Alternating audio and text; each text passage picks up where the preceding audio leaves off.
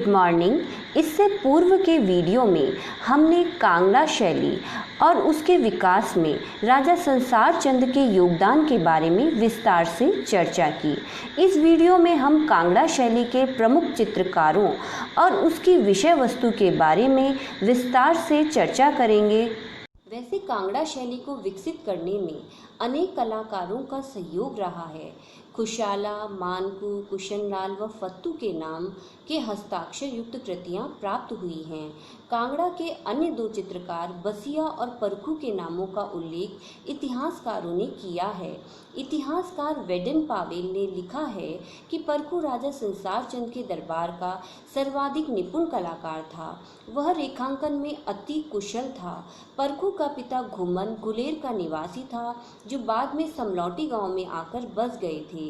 इसके वंशज आज भी अपने परंपरागत व्यवसाय को जीवित रखे हुए हैं।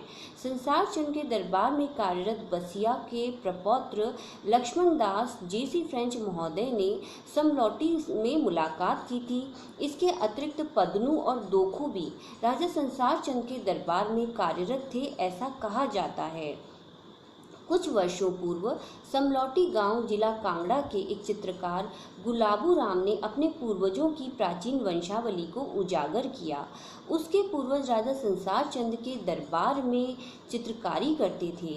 उसके पास संसार चंद के दरबार में बनाई अधूरी कृतियां भी थी और वह लघु चित्रों का व्यवसायी भी था। इसी प्रकार शिवराम चित्रकार का परिवार भी गुलेर होता हुआ कांगड़ा पहुंचा था। कांगड़ा में नैन सुख तथा उसके परिवार के चित्रकारों का भी विशेष योगदान रहा है। कृष्ण को दिव्य प्रेमी माना गया और श्रृंगारिक विषयों पर कांगड़ा में अधिकांश चित्र बनाए गए। स्त्री सौंदर्य में कोमलता, मधुरता, यौवन, लज्जा, चंचलता की भावना दिखाई पड़ती है, जो कांगड़ा शैली के चित्रों का प्रिय और महत्वपूर्ण विषय बन गई। कांगड़ा के राजा संसार चंद की वैष्णव संप्रदाय की ओर विशेष रुचि होने के कारण ही भक्ति काव्य और रीति काव्य की धारा को दरबारी संरक्षण प्राप्त हुआ। कृष्ण के प्रेम और श्रृंगार की भावना कलाकारों के लिए एक मुख्य प्रेरणा थी। कृष्ण को प्रतीक मानकर नाना सांसारिक तथा श्रृंगारिक लीलाओं को अंकित किया गया। अधिकांश धार्मिक महाकाव्यों पर आधारित प्रेम कथाओं को चित्रों में प्रधानतः चित्रित किया गया, जिसमें रामायण, महाभारत, हमीरहट, नल दमयंती, शिव तथा पार्वती की पौराणिक कथाओं को विशेष महत्व प्राप्त हुआ। इन महाकाव्यों को एक नवीन चित्रमय जीवन प्राप्त हुआ और बिहारी तथा महाकवि केशवदास की रचनाओं को भी चित्रबद्ध किया गया। जिस प्रकार मध्यकालीन काव्य में श्रृंगार की सूक्ष्म से सूक्ष्म प्रवृत्ति का विवेचन किया गया है, उसी प्रकार कांगड़ा शैली के चित्रकारों ने श्रृंगार की मनोरंजक और भावपूर्ण दशा की सजीव चित्रमय झांकियां प्रस्तुत की है। कांगड़ा शैली के चित्रकारों ने तीनों प्रकार की नायिकाओं, स्वकीया, परकीया तथा सामान्य का अंकन किया है। इन नायिकाओं की 8 अवस्थाएं अष्ट नायिकाएं मानी गई हैं, जो इस प्रकार हैं: स्वाधीन पतिका, उत्का या उत्कंठिता या विरहोत्कंठिता, वासकास्या या वासक सज्जा, अभिसंधिता या कलहांतरिता, खंडिता, प्रेषिता पतिका या प्रेषिता प्रेयसी, विप्रलब्धा और अभिसारिका। स्वाधीन पतिका वह नायिका है जिसे उसका योग्य स्वामी प्रेम करता है और उससे प्रेम करने के लिए बाध्य है और उसका जीवन साथी है।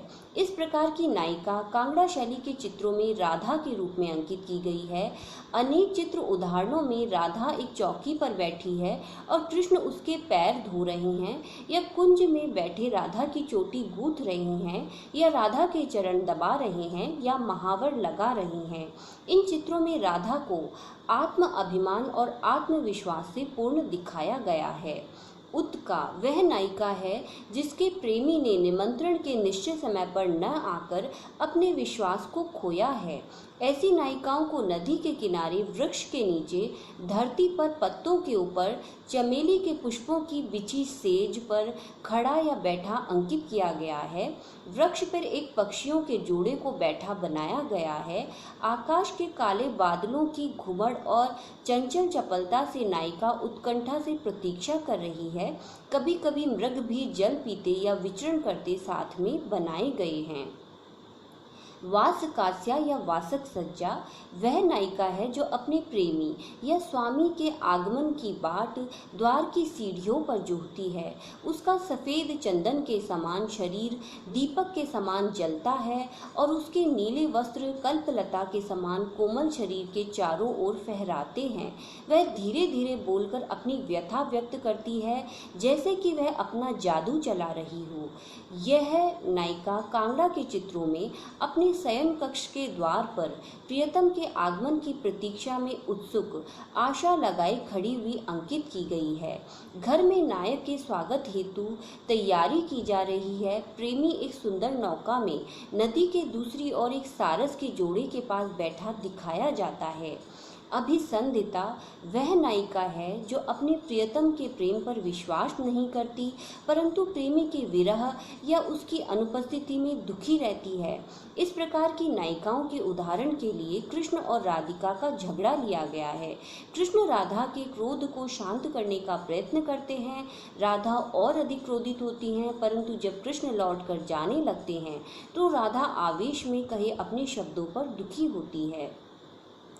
खंडिता वह नायिका है जिसका प्रेमी रात्रि को निश्चित समय पर नहीं पहुंचता है और दूसरी सुबह आता है। प्रेषित पतिका वह नायिका है जिसका पति सदैव समय समय पर व्यापारग्रस्त रहता है। गुलेर शैली के एक चित्र में यह नायिका इस प्रकार दिखाई गई है। आकाश में बादल, सारस और बगुले देखकर उत्सुक नायिका छज्जे पर आती है। इस चित्र में प्रेमी की अनुपस्थिति का प्रतीक एक मोर भी अंकित है और वर्षा आरंभ होने वाली है। अतः नायिका विवल होकर सर ऊपर उठाए भगवान से अपने प्रियतम के सकुशल लौट आने की प्रार्थना करती चित्रित की गई है। विप्रलब्धा वह नायिका है जो व्यर्थ ही रात्रि भर अपने प्रेमी के आगमन की प्रतीक्षा करती है। इस नायिका को एक वृक्ष के नीचे पत्तियों की सेज के एक कोने पर अंकित किया जाता है। वह दुखी होकर आवेश में अपने आभूषण आदि उतार कर पृथ्वी पर फेंक रही है। पृष्ठभूमि में रिक्त स्थान उसके एकाकीपन तथा दुख का सूचक होता है। अभिसारिका वह नायिका है जो अपने प्रेमी से मिलने के लिए रात्रि में बाहर जाती है। यह नायिका कांगड़ा के चित्रकार का प्रिय विषय रही है। कृष्ण अभिसारिका और शुक्ल अभिसारिका कांगड़ा शैली के चित्रों में क्रमशः अंधेरी रात्रि और चांदनी रात्रि में प्रेमी से मिलने के लिए जाती हुई अंकित की गई है। कांगड़ा शैली के चित्रों में कृष्ण अभिसारिका नीला आंचल डाले अपने प्रेमी को ढूंढने जा रही है। अंधेरी रात्रि में काले बादलों में दामिनी चमक रही है। जंगल में सर्प और चुड़ैल हैं, परंतु ऐसे भयानक वातावरण में भी निर्भीक नायिका आत्मा अपने प्रेम की तृप्ति के लिए प्रेमी परमात्मा को खोजने निकलती है। प्रेम की अवस्थाएं प्रेमियों की विभिन्न स्थितियों के अनुसार प्रेम के दो पक्ष हैं, जिनमें प्रथम पक्ष वियोग और द्वितीय पक्ष संयोग है। वियोग पक्ष के 3 प्रकार माने गए हैं। प्रथम पूर्व राग अर्थात प्रेम का आरंभ, द्वितीय मान अर्थात प्रेमियों के मिथ्या अभिमान से उत्पन्न वियोग, तृतीय प्रवास अर्थात प्रेमी के विदेश गमन से उत्पन्न विरह या वियोग। कांगड़ा शैली के चित्रों में विरह की ये तीनों दशाएं चित्रकार का मार्मिक विषय बन गई हैं। पूर्व राग का एक सुंदर चित्र उदाहरण मिर्जा साहिबान पर आधारित चित्र है, जिसमें एक प्यासा राजकुमार एक गांव के कुएं पर पहुंचता है और एक युवती उसको पानी पिलाती है। जब राजकुमार अपनी अंजुल से पानी पीता है तो उसके नेत्र युवती के मुख पर लगे रहते हैं। इसी प्रकार राधा और कृष्ण के चित्र उदाहरण प्राप्त हैं, जिसमें राधा या तो रसोई में काम कर रही है या बाल गूंथ रही है या स्नान कर रही है और कृष्ण उसको छज्जे या दीर्घा से देख रहे हैं। बारहमासा। नायिका भेद के अतिरिक्त चित्रकार ने बारहमासा का अंकन सूक्ष्म दृष्टि से किया है। इसी प्रकार षड ऋतुओं की पृष्ठभूमि में नायिकाओं का भावोद्दीपन अधिक सरल, सुलभ और सजीव हो गया है। कलाकार की दृष्टि उल्लासपूर्ण फाल्गुन तथा चैत्र मास की पुष्पित तथा पल्लवित प्रकृति की बसंत शोभा में केंद्रित हो गई है। कचनार, सेमल, टेसू, ढाक, शीशम तथा पलाश आदि के पुष्पित वृक्षों, सरसों के खेत, मंजरी से लदे रसाल, आम वृक्ष आदि चित्रकार ने बड़ी सुंदरता से अपने चित्रों में अंकित किए हैं। इसी बसंत ऋतु में प्रेमियों की क्रीड़ा के लिए होली उत्सव भी आता है।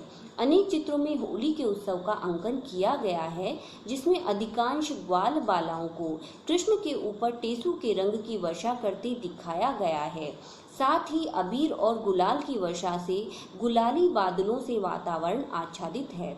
वसंत के पश्चात वैशाख, ज्येष्ठ तथा आषाढ़ मास के अंतर्गत ग्रीष्म ऋतु आती है। इस ऋतु में गुलमोहर के वृक्ष पुष्पित होते हैं और उनमें लाल रंग प्रस्फुटित होता है। ताप के कारण गजराज, हाथी तालाबों पर जल पीने के लिए निकल पड़ते हैं और तालाबों में अनेक जल क्रीड़ाएं करते हैं। ग्रीष्म के तापमान के कारण सिंह अपनी कंदराओं में चले जाते हैं और सर्प आदि विवरों से बाहर निकल आते हैं। इस समय नायिका वस्त्राभूषणों से सुसज्जित होकर अपने प्रेमी से प्रेम वार्ता करती है और इस संयोग अवस्था की नायिका के नीले वस्त्र पीले पुष्पों से आच्छादित अमलताश वृक्षों से विरोधी रंग स्थापित कर लेते हैं। श्रावण तथा भाद्रपद भादो मास में वर्षा ऋतु की अनुपम प्राकृतिक छटा चित्रों में दृष्टिगोचर होती है। श्याम घनों की घनघोर गर्जना, चपला की चमक तथा कृष्ण पक्ष की अंधकारपूर्ण रात्रि भयानक बन जाती है। विरहिणी नायिकाएं अपने प्रियतम के वियोग में तड़पती हैं, परंतु यही वर्षा प्रेमियों की संयोगावस्था में एक आनंद बन जाती है। काले काले बादलों में बगलों की धवल पंक्तियां उड़ती दिखाई पड़ती हैं। शरद ऋतु में आश्विन तथा कार्तिक मासों में ठंडक हो जाती है तथा आकाश स्वच्छ हो जाता है। कार्तिक की रात्रि अपनी चांदनी रात के लिए प्रसिद्ध है। इसी समय में नायिकाएं अपने प्रियतम की खोज में बाहर निकलती हैं। इस ऋतु में सूर्यास्त का समय सुंदर होता है और आकाश संध्या के समय स्वर्णिम लालिमा से जगमगा उठता है। हेमंत ऋतु का आगमन अग्रहायण मंगसर मास में होता है। इस समय में ठंडक बढ़ जाती है। शिशिर ऋतु पोष तथा माघ में होती है। इस समय शीत की अधिकता हो जाती है, खेतों में पाला पड़ने लगता है। इस ऋतु में हिमालय के उत्तंग शिखरों पर हिमपात आरंभ हो जाता है। इन 6 ऋतुओं को मुख्य रूप से 4 भागों वसंत, ग्रीष्म, पतझड़ तथा शरद में बांटा जा सकता है और इन 4 भागों को तापमान के अनुसार दिन के 4 प्रहरों प्रातः, दोपहर, सूर्यास्त तथा रात्रि से तुलना की जा सकती है। कांगड़ा शैली के चित्रों में षड ऋतु या 12 मासा पर आधारित चित्रों के अनेक सुंदर उदाहरण उपलब्ध हैं। रागिनी चित्र कांगड़ा शैली के चित्रकारों का विषय क्षेत्र व्यापक है। नायक नायिका भेद या 12 मासा ही चित्रकार की सीमा नहीं थे, बल्कि चित्रकार ने राग रागनियों पर भी चित्र बनाए हैं। इस प्रकार के चित्र आज बहुत कम प्राप्त हैं। कांगड़ा शैली के चित्रों में विरह रागनी तथा बसंत राग के चित्र सुंदर हैं। दरबारी तथा व्यक्ति चित्र कांगड़ा का चित्रकार राज दरबार का एक सदस्य था, अतः उसके चित्रों का प्रधान विषय दरबार के दृश्य तथा दरबारियों के व्यक्ति चित्र होना अनिवार्य था। इस प्रकार के दरबारी चित्रों में राजा संसार चंद के सुंदर चित्र प्राप्त हैं, जिनमें राजा को चांदनी रात्रि में गवैयों का गाना सुनते या दरबारियों के साथ बैठा दिखाया गया है। इन चित्रों के अतिरिक्त अनेक व्यक्ति चित्र और मुखाकृति चित्र भी बनाए गए हैं। यद्यपि चित्रकार का कांगड़ा राज दरबार से संबंध था, परंतु फिर भी उसकी सरल दृष्टि सामाजिक जीवन और जनसाधारण के जीवन की ओर से न हटी। चित्रकार ने विभिन्न उत्सवों जैसे होली, गोवर्धन पूजा इत्यादि पर अनेकों चित्र प्रस्तुत किए हैं। इन चित्रों में चित्रकार ने लोक भावना और सामाजिक जीवन का एक जीता जागता रूप प्रस्तुत किया है। चित्रकार ने लोक जीवन को कृष्ण के सामान्य लोक जीवन की ओट में प्रस्तुत किया है। कृष्ण का जीवन कृषक तथा ग्वालों के जीवन से संबद्ध है और इसी प्रकार चित्रकार ने साधारण लोक जीवन को कृष्ण की जीवन लीलाओं के द्वारा अभिव्यक्त किया है। इस प्रकार लोक पक्ष की झांकियां बहुत ही सरस और कोमल अभिव्यंजना बन गई हैं। इस वीडियो में हम कांगड़ा शैली के बारे में यहीं तक चर्चा करेंगे। नेक्स्ट वीडियो में हम कांगड़ा शैली के चित्रों की महत्वपूर्ण विशेषताओं के बारे में विस्तार से चर्चा करेंगे। सो प्लीज़ इस YouTube चैनल को ज़रूर से सब्सक्राइब करें। Thank you.